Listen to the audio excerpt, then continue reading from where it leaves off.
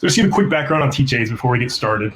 We began in 2009 as part of Dr. Pia Sorcar's doctoral work at Stanford.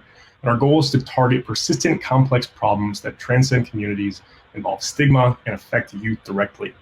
We then conduct extensive research analyzing at-risk populations, social trends, relevant practitioners, and community stakeholders to determine if we can deliver an effective and engaging educational intervention on a specific topic. We originally started with HIV and AIDS education in the form of interactive animations, aiming to reduce the risk of young adults being affected by educating them about the risks and prevention of HIV. That program was eventually developed into 13 different languages and have been used in 82 different countries. So after working on HIV for 7 years, we decided to move to another health topic. We decided on concussions. We found that more than 2.5 million young people suffer from a concussion in the United States each year. 1 in 5 high school athletes will get a concussion, and out of those athletes, 3 out of 5 do not report it. Increasing media attention around the topic has created a bit of a taboo and fear around contact sports, causing many young people to make decisions about playing based on fragmented knowledge. When we were first looking into the problem, there were a decent amount of materials educating parents and coaches about concussions, but there was a lack of customized research-based education for young people themselves. Concussions are often an invisible injury, meaning that they can be much more difficult to identify than, say, a broken arm or torn ACL, especially from an outside perspective. And just to give you an idea of how invisible they can be, this is an example of my worst concussion in my 15 years of playing football. It's an history, and with that back, keeper Burns the first sort of designed run, and he needs 9 yards before Pickett hit him hard. So just backing up a little bit. So as you can see, I mean, brutal hit, but just popping up. If I were to look at this without knowing, what was going through my head, I would have thought I was totally fine.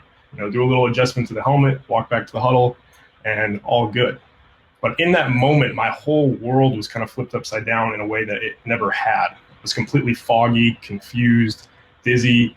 My ears were ringing. I felt like I was out of my body, and I just kind of went on autopilot the rest of the game.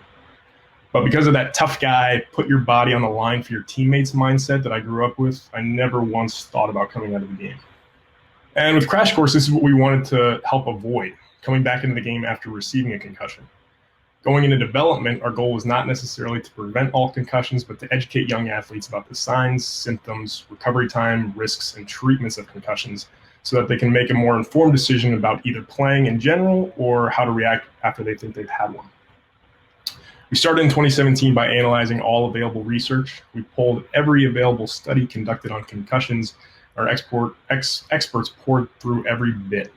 We identified every concussion intervention available, reviewed every major study evaluating any concussion materials, and in the end, we identified 8 key concussion education interventions.